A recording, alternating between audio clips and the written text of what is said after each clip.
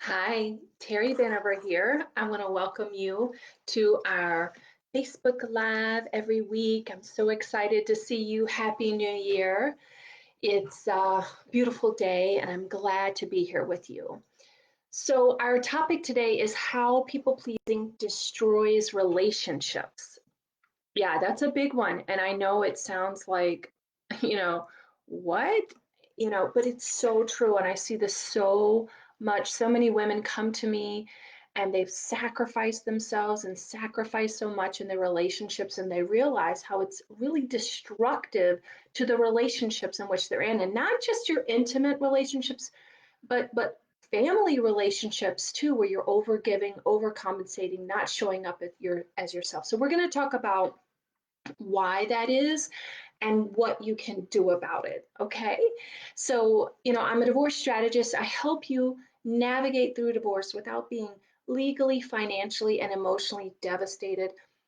But just as importantly, I show you how to heal from toxic relationships and heal yourself so that you can transition confidently into that next phase of your life and create the life that you've always wanted and come out a better version of yourself than even when you went into the marriage. So I went through a devastating divorce myself.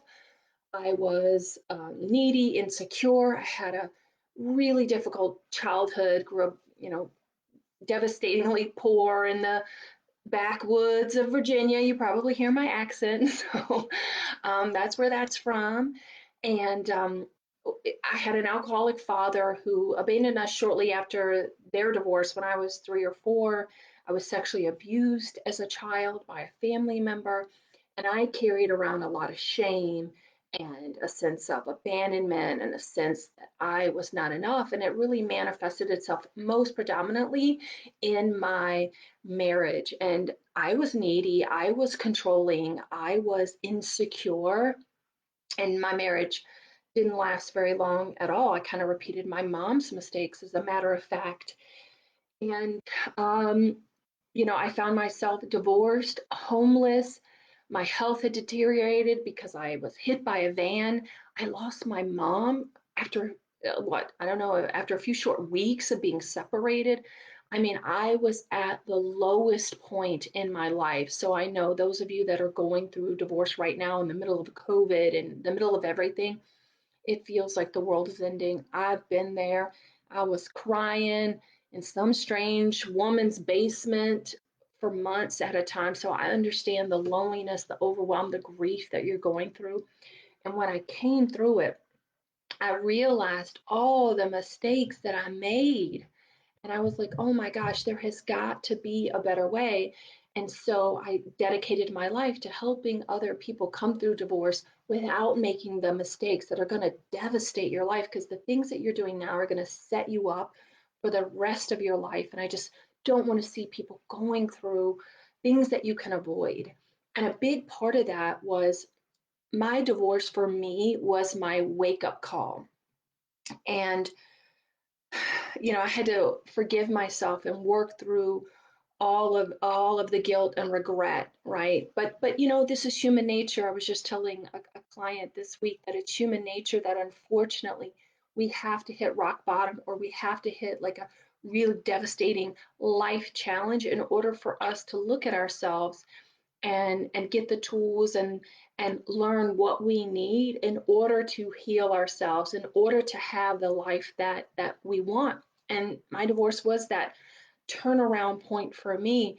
I just noticed, look, I've got some patterns here. I was lonely during the marriage and I was lonely during the divorce, and I had to figure out how to overcome this, how to feel better about myself, how to stop putting myself down, how to stop using men to make myself feel better, and how to love myself on my own without men, without relationships. And that's what I did. And now I teach other women how to do that, how to love themselves so they can empower themselves to be happy on their own. And then when you're happy on your own, you're going to attract a partner that is going to be on your level. I was just talking with a client last week, and she's in the dating pool. And boy, I believe our dating partners, they're mirrors of who we are. And the partner was reflecting everything back at her. And she still had some areas that she still needed to heal. She still had some opportunities that she was working on. The good news is that the guy she was dating, he was avoiding all that. He was he was very much like her, but he was avoiding the healing, distracting himself, using substances to get away from all that, but not her. She's doing the inner work. She knew, hey, I know this guy's no good for me.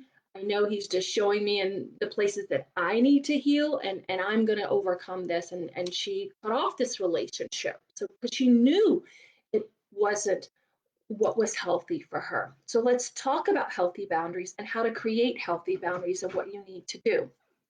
So, the first thing that you need to know is that not having healthy boundaries, the little one's popping in, not, ha- not having healthy boundaries actually it's destructive to a relationship. And when you're a people pleaser, you're contributing to the destruction of that relationship. And it happens for a couple of reasons. First thing is you're always overgiving and you're sacrificing. Another thing, people pleasers tend to marry controlling people. Now, I could do a whole other topic on controlling people and how to heal if you're a controlling person and all that stuff. Like, I mean, that's like a whole other thing. But people pleasers tend to marry controlling people. And that, in and of itself, you've got one who's a controller and you've got one that overgives. So you've already got an unhealthy, unbalanced dynamic right then and there.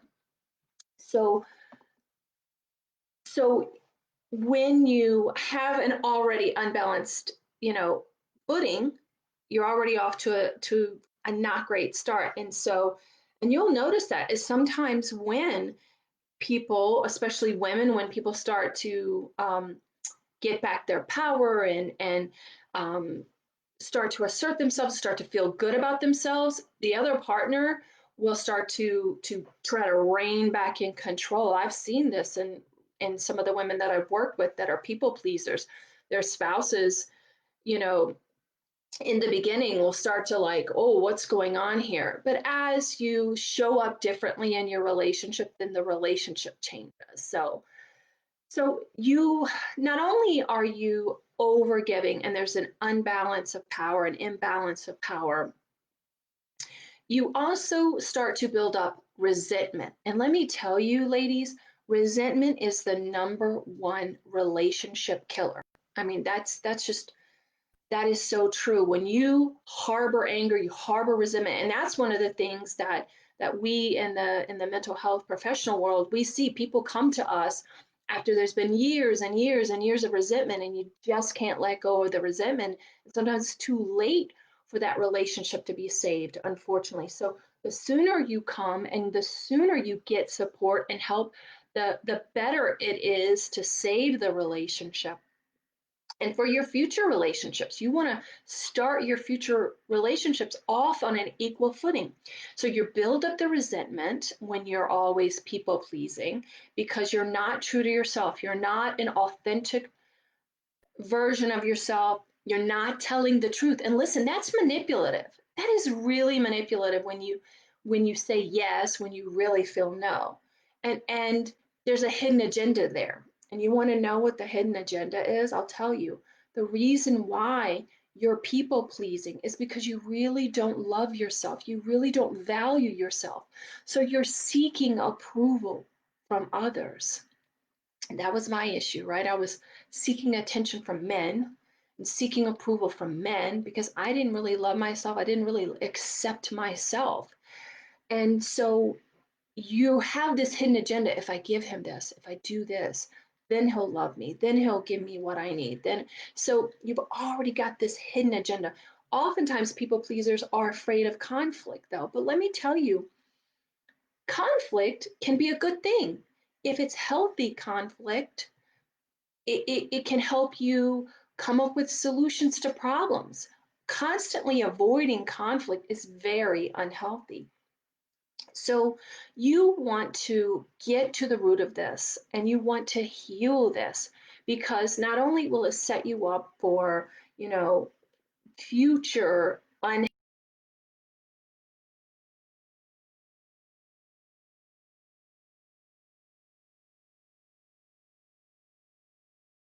intensely on their relationship or healing from an ex, right?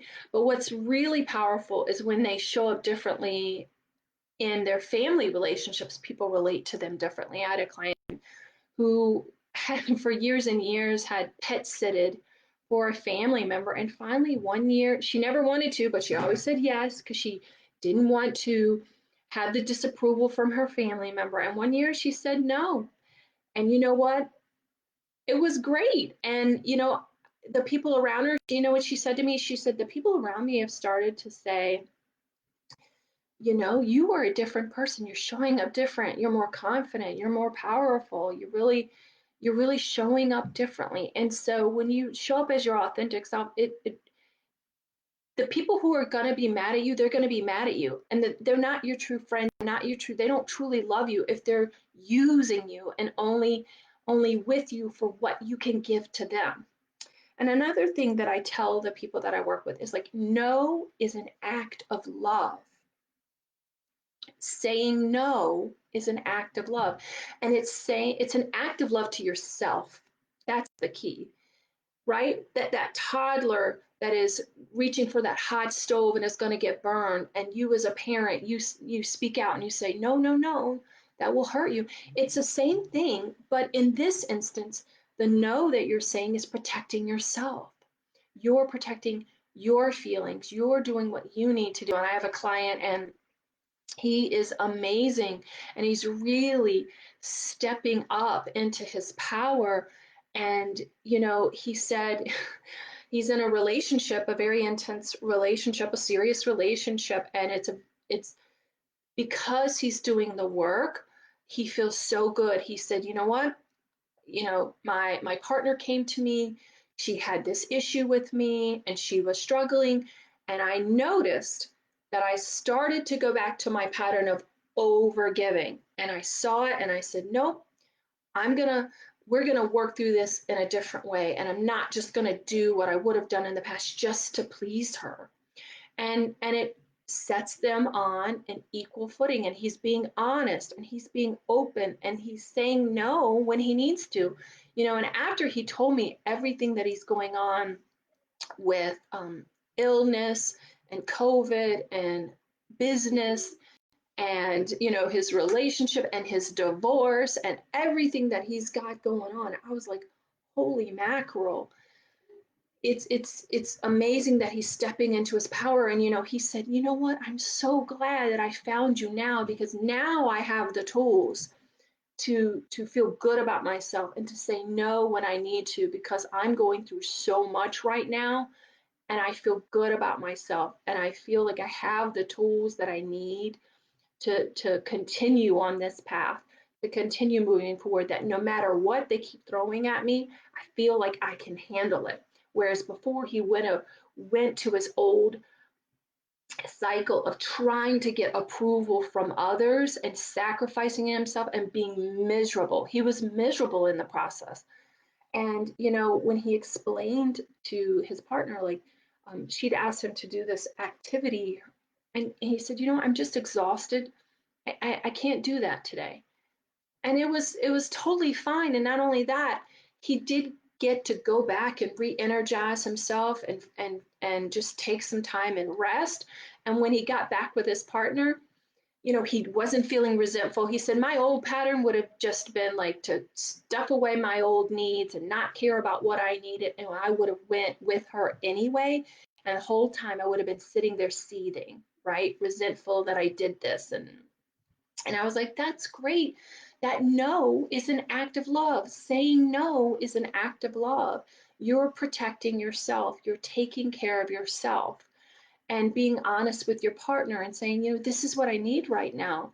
And it's really great because he has found a really wonderful, generous partner who loves and understands him and wants him to be this great, authentic version of himself, not this over giving, looking for constant approval from her. So it's really, really wonderful. So look, we're going to be doing videos every day. I'm going to be talking about my upcoming workshop that we have coming up. So if you are struggling with your healthy boundaries, if you're ready to feel good about yourself so that you can handle whatever COVID throws at you, whatever your family throws at you, whatever your ex throws at you, do reach out to me because I have 2 sessions available that I put aside next week where I'm going to get to the root of what your issue is and where it started, where your people pleasing started. And I'll be able to pinpoint it right away.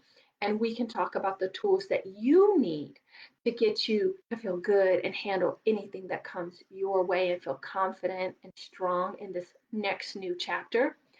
Otherwise, I look forward to seeing you at our workshop next week on the 17th. I can't wait. I'm going to come in maybe later tonight, maybe tomorrow. I'm going to be talking about resolutions and why they don't work and what you should do instead. So I look forward to hearing from you. Reach out to me on Facebook.